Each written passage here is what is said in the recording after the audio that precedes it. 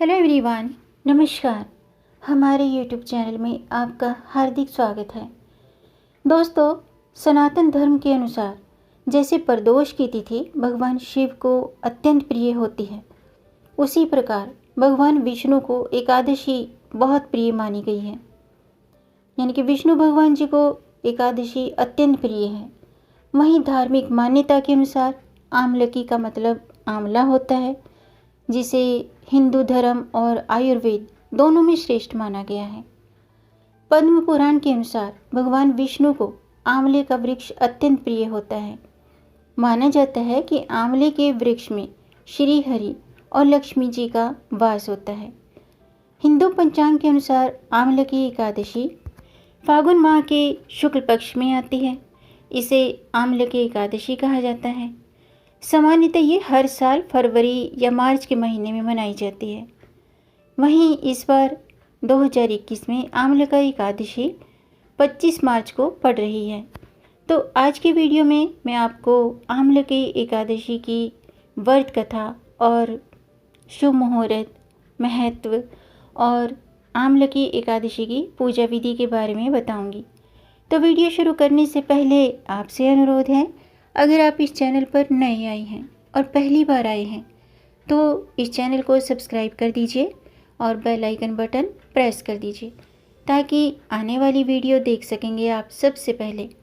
और जिन्होंने channel subscribe कर दिया है उनका दिल से आभार, बहुत बहुत धन्यवाद। दोस्तों, ये आपका अपना चैनल है, इस चैनल के साथ जुड़े रहिएगा और अपना प्यार देते रहिएगा और वीडियो को अंत तक ज़रूर देखिएगा, ताकि कोई भी जानकारी छूट न जाए। तो आइए शुरू करते हैं।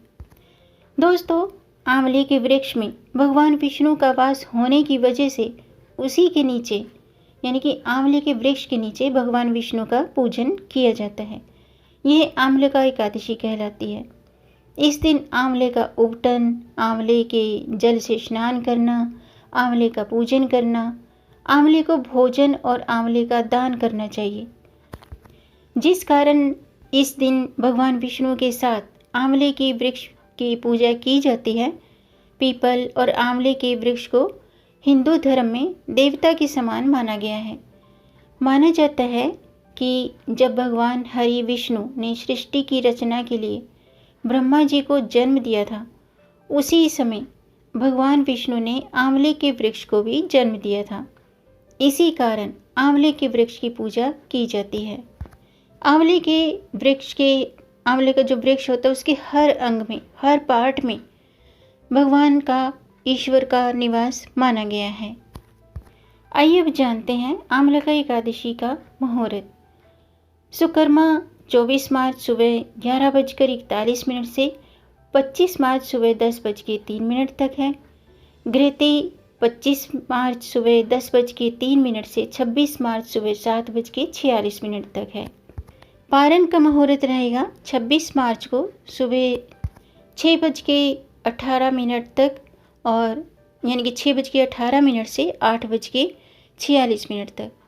अवधि होगी कुल 2 घंटे 27 मिनट की। दोस्तों, अब जानते हैं आंवला एकादशी का शुभ और अशुभ मुहूर्त। अभिजीत मुहूर्त होगा दोपहर 12:08 से दोपहर 12:56 तक, और अमृतकाल मुहूर्त होगा रात के 9:13 से रात्रि के 10:28 तक।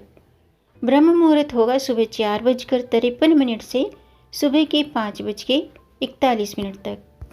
अशुभ समय है राहु काल दोपहर 2:03 से दोपहर 3:34 तक, और यमगंड सुबह 6:29 से सुबह 8 बजे तक है, और कुलिक मुहूर्त सुबह 9:31 से सुबह के 11:02 तक।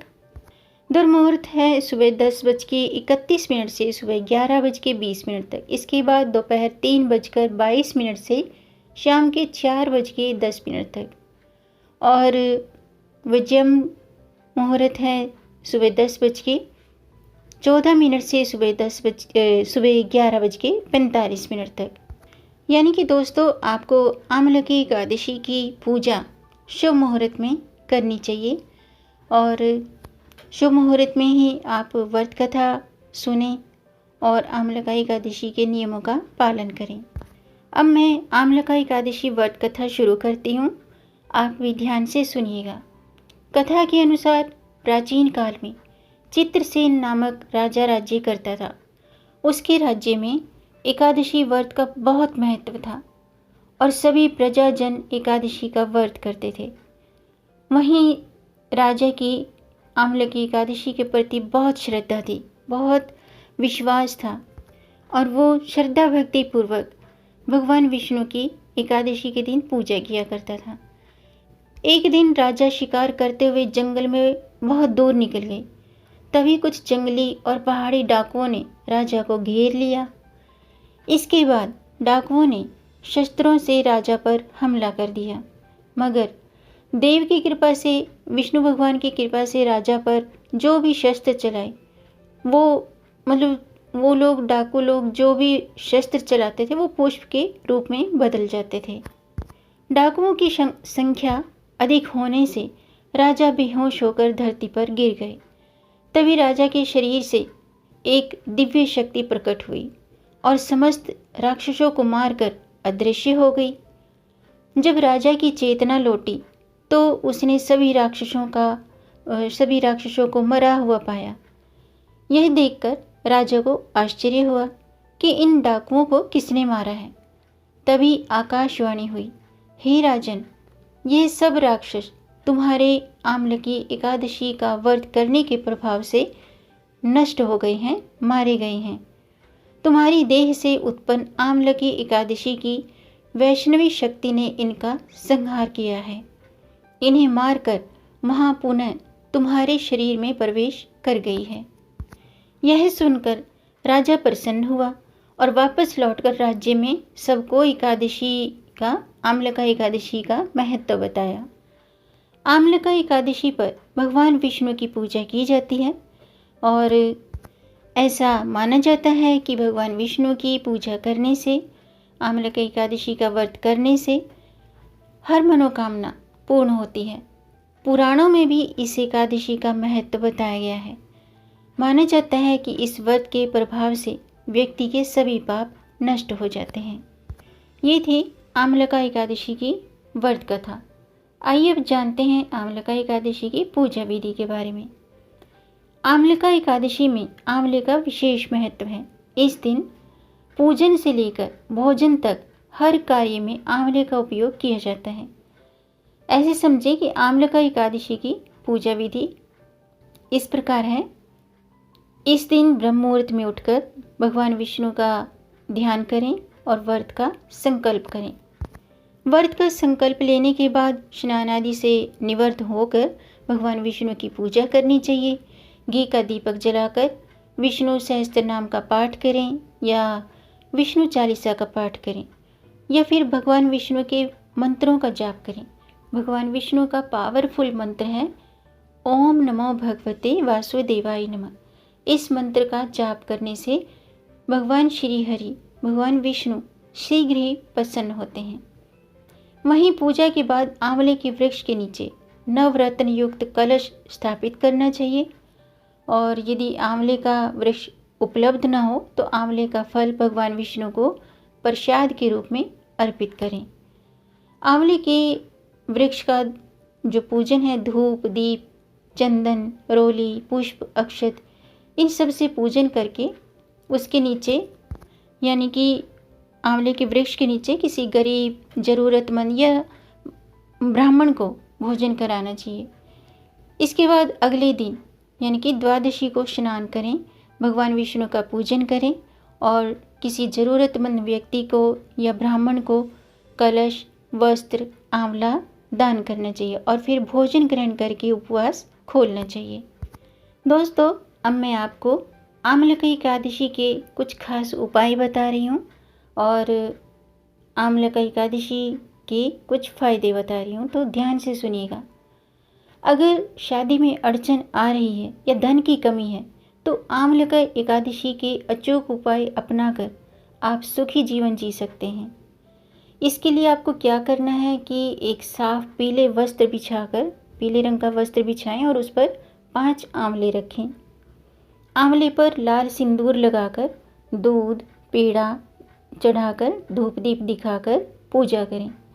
पूजा करने के बाद 108 बार ओम नमो भगवते वासुदेवाय नमः इस मंत्र का जाप करें। भगवान विष्णु के मंत्र जाप के बाद पीले वस्त्र में आंवले लपेटकर जो ये आंवले हैं इनको तिजोरी में रख दें। इस उपाय को करने से शादी में आ रही अड़चनें दूर होती हैं और धन की कमी भी नहीं रहती है, धन का आगमन बना रहता है। आइए अब जानते हैं आंवला खाने के फायदे।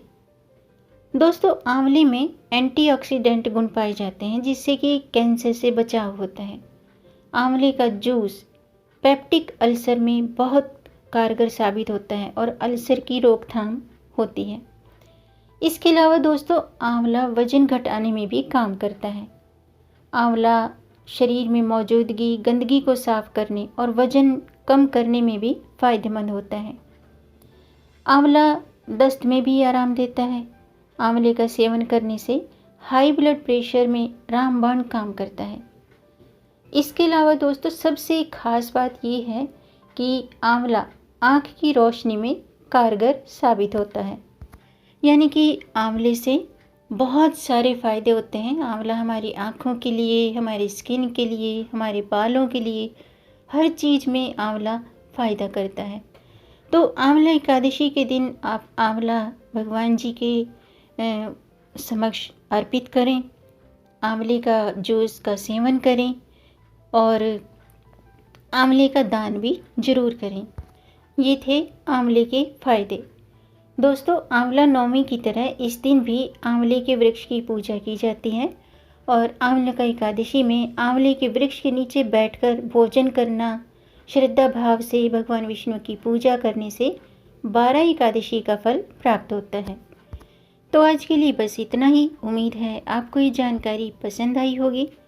दोस्तों, अगर आपको ये जानकारी, ये वीडियो अच्छा लगा हो तो आप इसे लाइक ज़रूर करें। लाइक करने में पैसे खर्च नहीं होते हैं। आपके लाइक से हमारा मोटिवेशन अप होता है। और इस जानकारी को अपने तक ही सीमित ना रखें, आगे बढ़ाकर ज़्यादा से ज़्यादा लोगों में शेयर कर दें ताकि औरों को भी इससे लाभ प्राप्त हो।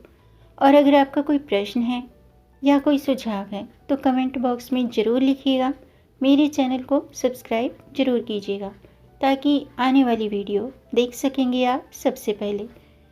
और वीडियो को अंत तक देखने के लिए आपका बहुत बहुत धन्यवाद। जय श्री हरि, हर हर महादेव।